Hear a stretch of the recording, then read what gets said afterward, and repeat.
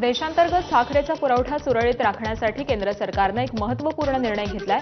साखरेच्या निर्यातीवरती केंद्र सरकारने तातडीची बंदी लागू केली आहे। यामध्ये कच्ची साखर, पांढरी साखर आणि शुद्ध साखर यांचा समावेश आहे। 30 सप्टेंबर 2024 पर्यंत किंवा पुढील आदेश येईपर्यंत साखर निर्यातीवरती बंदी लागू राहणार आहे। तर देशांतर्गत बाजारपेठेमध्ये साखरेच्या किमतींवरचा दबाव हा वाढतोय आणि त्यामुळे साखर निर्यातीवरती निर्बंध घालून देशांतर्गत साखरेचा पुरवठा सुधारेल आणि किमतीवरती नियंत्रण राहील, यासाठी हा निर्णय घेण्यात आलाय।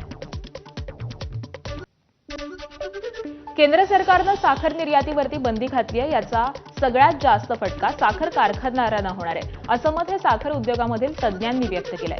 कायद्यानुसार शेतकऱ्यांना FRP ही द्यावीच लागणार आहे आणि त्यामुळे या निर्णयाचा शेतकऱ्यांना फारसा तोटा झालेला नाही, असं देखील तज्ज्ञांचं म्हणणं आहे।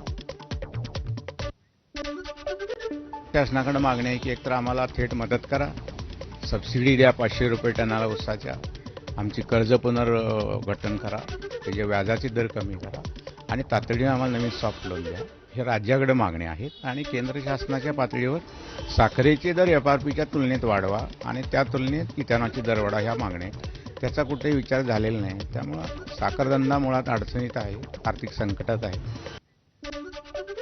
केंद्र सरकारने साखरेच्या निर्यातीवरती तात्काळ बंदी लागू केली आहे। केंद्र सरकारच्या या निर्णयाचा राष्ट्रवादी काँग्रेस पार्टी, शरदचंद्र पवार पक्षाने ज्येष्ठ नेते जयंत पाटील यांनी कडाडून विरोध केलाय।